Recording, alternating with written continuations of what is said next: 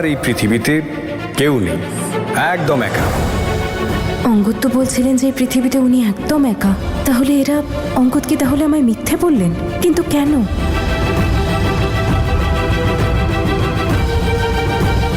বোঝা গেল একা একা খাচ্ছেন বুঝি?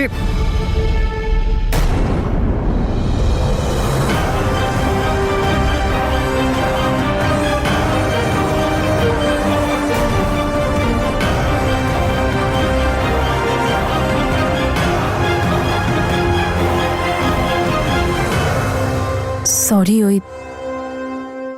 ওই আমি স্ন্যাক্স খুঁজছিলাম, তখন এই ফটোটা পেলাম। কারা এরা? আপনার ফ্যামিলি? আপনার মেয়ে আছে?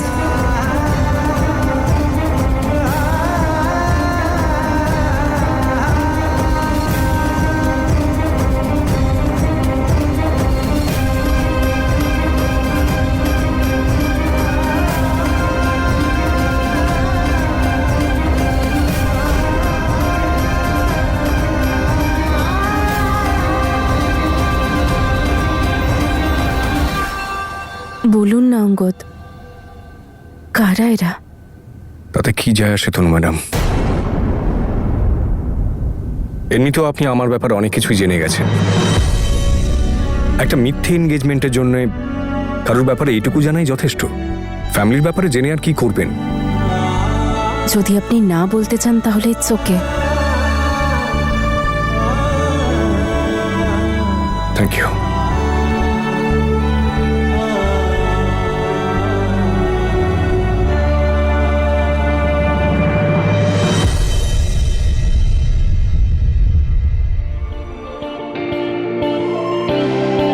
চলুন Tanu madam, the great chef mister অঙ্গদের স্পেশাল রেসিপি আপনার জন্য ওয়েট করছে। এটা স্পেশাল কারণ সবকিছু দেশি মশলা দিয়ে তৈরি হয়েছে, আর দেশি জিনিসের মজা তো আপনি জানেনই, একদম 10 গুণ।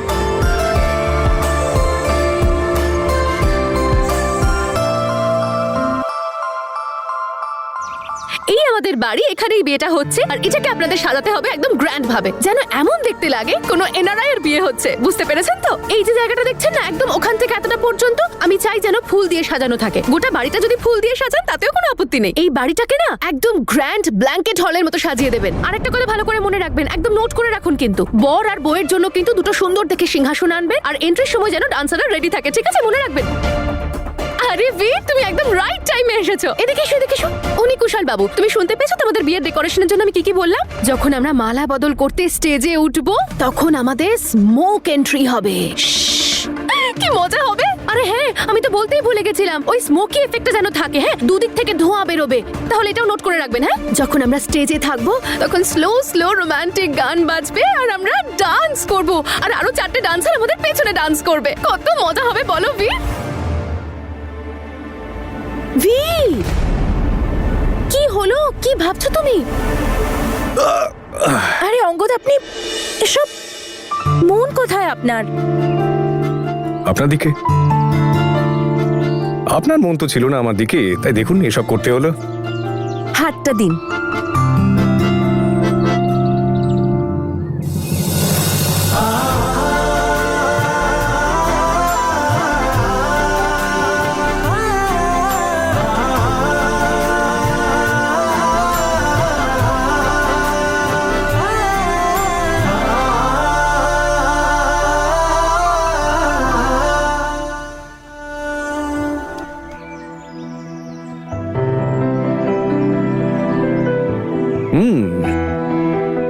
আপনার মনে হচ্ছে না আপনি আমার ব্যাপারে অনেক কম জানেন? তাতে কি যায় আসে অঙ্গদ? আপনি কাউকে যতই চিনুন না কেন, কাউকে সম্পূর্ণভাবে চেনাই যায় না। কখনো কখনো বছরের পর বছর চিনলেও মনে হয় তাকে যেন ঠিকমতো কোনোদিন চিনতেই পারিনি। আপনার মনে অনেক কিছু আছে তনু ম্যাডাম,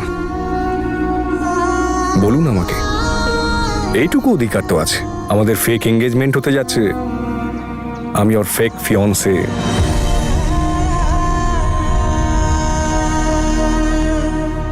ইনি যেমনটা বলেছেন এক্স্যাক্টলি তেমনই করে দেবেন আর আমাকে বিলটা পাঠিয়ে দেবেন। দাদা কাউকে পাঠানোর প্রয়োজন নেই, কোটেশন আমরা সাথেই এনেছি। এই তো সব রেডি আছে।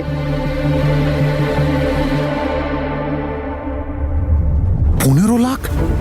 জেসমিন না, এটা অনেক কস্টলি, আমি এতটা খরচা করতে পারবো না। তুমি এক কাজ করো, এখান থেকে 2-4টে জিনিস বাদ দিয়ে দাও। ফির কমাবো কি করে আমি? কি জেসমিন, বলছো? অনেকটা কস্টলি রেট বলছেন ইনি। দাদা আপনি যদি একটু কম করতে পারেন রেট তাহলে একদম ঠিকই ধরেছি দাদা, এর কমে হবে না। ঠিক আছে, কোনো ব্যাপার না দাদা, আমরা অন্য কাউকে দিয়ে করিয়ে নেবো। ফির কি ঠিক আছে দাদা, করিয়ে নিন যার কাছে আপনার করানোর, কিন্তু পরে আপনিই বলবেন কুশলকে দিয়ে কাজ করালেই ভালো হতো। 1 মিনিট।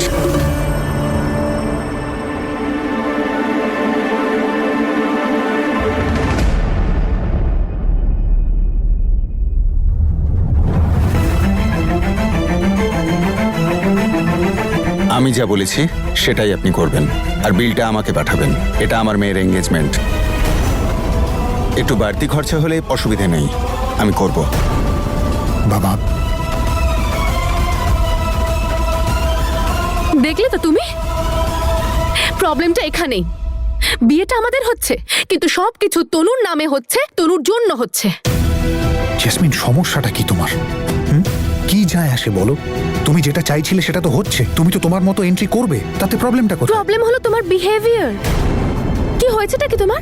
তুমি এত ছোট ছোট জিনিসগুলোতে এত কিপটেমি করছো কেন বলো তো? আমি কিন্তু কখনো তোমাকে এভাবে বার্জেনিং করতে দেখিনি, আর এখন তো তুমি দেখছি আমাদের বিয়েতেও কিপটেমি করছো। জেসমিন, এখন যেই মানুষটা তার হবু স্ত্রীকে সারপ্রাইজ দেওয়ার জন্য তার জীবনের সমস্ত পুঁজি খরচ করে ফেলেছে, সে তো একটু ভেবেচিন্তেই খরচ করবে বলো। বীর, এমন কি সারপ্রাইজ আছে বলো তো? কবে থেকে বলে যাচ্ছ, আমাকে কিছু বলছো আরে না, বাবা, একটা হিন্টও দিচ্ছ না মাত্র আমায়। 2 দিনের ব্যাপার তো, তখন নিজেই দেখে নিও। আচ্ছা চলো, এখন আমার খুব ইম্পর্টেন্ট কাজ আছে, আমি আসছি। হ্যাঁ, বাই। এমন কি সারপ্রাইজ হতে পারে যাতে বীর ওর সমস্ত সেভিংস খরচ করে ফেলেছে? আমার তো ভেবে ভেবে পেটটা কেমন গুড়গুড় করছে। 2 দিন কেন, আমি তো আর 2 মিনিটও অপেক্ষা করতে পারছি না। কি করে জানতে পারবো? আমি ভাবছিলাম যে বীর আর জ্যাসমিনের বিয়ে আর আমাদের নকল এনগেজমেন্ট হওয়ার পর আমি কোথাও বাইরে চলে যাব, কারণ এনগেজমেন্টের পরেই নাটকটা কন্টিনিউ করা একটু রিস্কি হবে। সব সময় ভয় লাগবে যে এই বুঝি ধরা পড়ে গেলাম। সেই জন্যই আমি কোথাও দূরে যেতে চাই, সবার থেকে দূরে। বীরের থেকেও? আমার মনে হয় আমি যতক্ষণ এখানে আছি জ্যাসমিন কখনোই সুখী থাকবে না। তনু ম্যাডাম, নিজের ব্যাপারে ভাবুন। এটা নিয়ে ভাববেন না যে জ্যাসমিন কিসে খুশি হবে কিসে হবে না। মানুষের নিজের জীবন নিজের মতো করে নিজের জন্য বাঁচা উচিত, অন্যের জন্য নয়। ঠিক বলেছেন, একবার এইসব হয়ে যাক, তারপর এটাও ভাববো যে আমি আসলে কি চাই। বেশ ভালো, এটাও ভেবে দেখবেন যে আমাদের ফেক এঙ্গেজমেন্টের ব্যাপারে সবাইকে কখন আর কিভাবে বলবেন। সেই ব্যাপারে তো এখনো ভাবিনি, যখন সময় আসবে ভেবে নেব কিছু। আগে সেটা হয়ে যাক যেটা আমরা চাই। অ্যাকচুয়ালি এটাও ঠিক আছে, যখন নকল এঙ্গেজমেন্ট করেই নিয়েছি তখন নকল ব্রেকআপও করে নেব। Thank you Angad.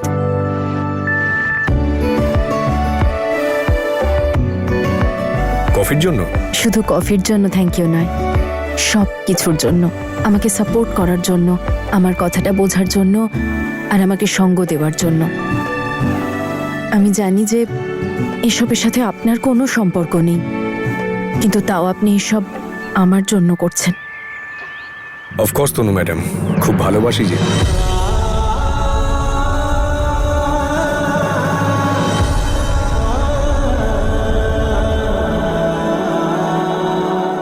ভালোবাসি আপনার ভাবনাকে, আপনার সেলফলেসনেসকে।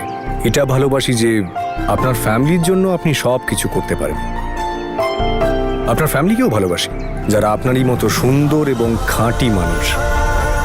তাহলে আপনাকে সাহায্য করার পেছনে আমার স্বার্থ পরিষ্কার হলো। আপনার সাথে কথায় কেউ জিততে পারবে না। গুল্লুর সাথে রেসে ডায়মন্ড করে মাথা খারাপ করে দিল। চলুন।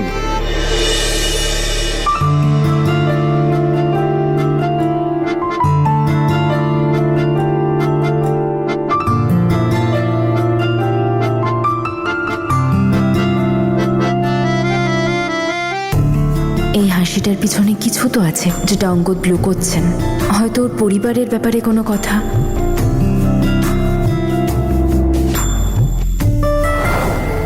কারা এরা? আপনার ফ্যামিলি? ও কি আপনার মেয়ে?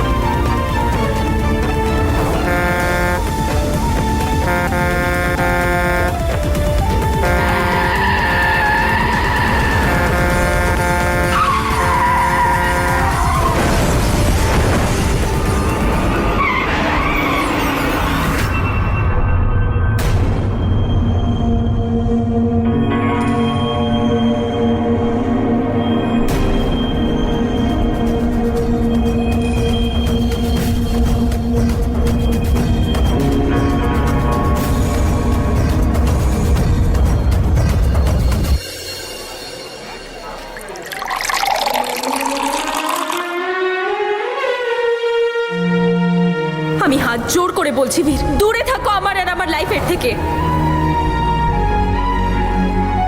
বীর, আমাদের আর কোনো সম্পর্ক নেই, তাই আমার উপর অধিকার দেখানো, আমার কেয়ার করা বন্ধ করো। আছে তো তোমার কাছে জ্যাসমিন, থাকো না ওর সাথে সুখে তুমি, আর আমাকে আমার মতো বাঁচতে দাও।